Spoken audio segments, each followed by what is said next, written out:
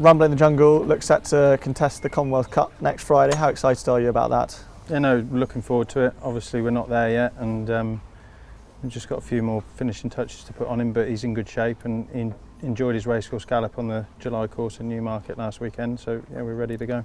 And what was the idea about having a racecourse gallop rather than a race itself? Well, he was slow to come to hand through after his winter break and what have you, so he's come along nicely, and we just took the view that it was easier to go straight there with a racecourse gallop than rush him and you know, put us back. So no, he's in A1 shape and we're looking forward to running him next week now. And Michael Hills rode him work that day at Newmarket. What did he say when he got off him? I think Mike's excited. He's ridden him all his work this year, and you know, each week he's improved, and you know, that Saturday last week was good. It was good to see, and you know, just getting him away somewhere new, getting him on a horse box and just bringing him to life is hopefully helped, and no, he worked well and we're very happy with him.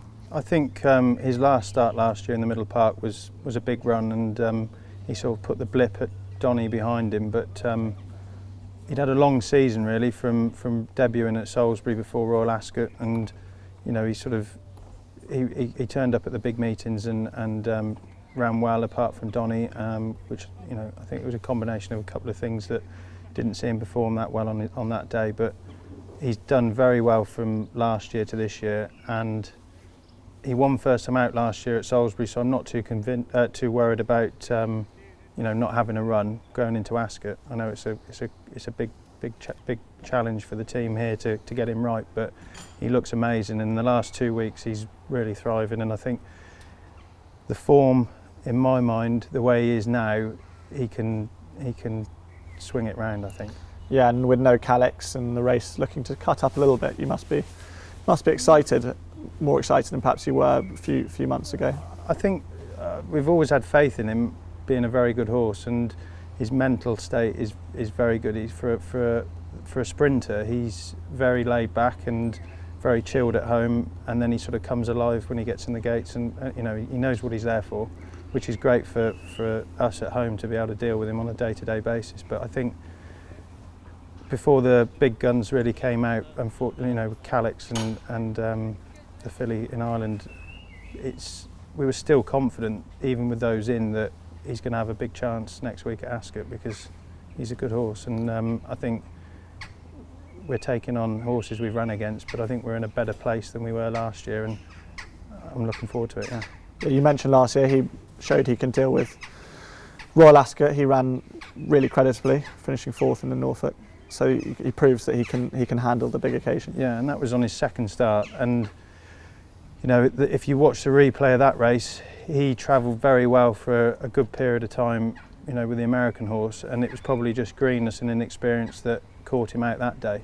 And then he took a massive step from there to go to Goodwood and sort of obliterated the field there, and he's in similar form, if not maybe a bit better than we had him last year going to Goodwood, I think. So the big plus with him, he's got a very high cruising speed, so they're not going to be hanging around in that race next week. So yeah, it's going to, you know, play into our hands, I think. Stay Classy. She ran first time out at Newbury. She was a good filly last year, and unfortunately she picked up a splint after Newbury, and we've had to give her a bit of time, but she's going to go for the Sandringham, all being well. She's fit and well, and she's working nicely, so looking forward to her running. California Love, she's going to have an entry in the Sandringham. She hasn't ran this year. She's done very well from 2 to 3, and hopefully she'll be able to sneak in the bottom of the weights, and I think she's going to have a good each way chance. Alabama Whitman, she debuted at Windsor, ran very well, has taken a massive step forward, and she's going to head to the Albany, where I know she's only had one start and finished second, but she's working well, and I think she can run a big race.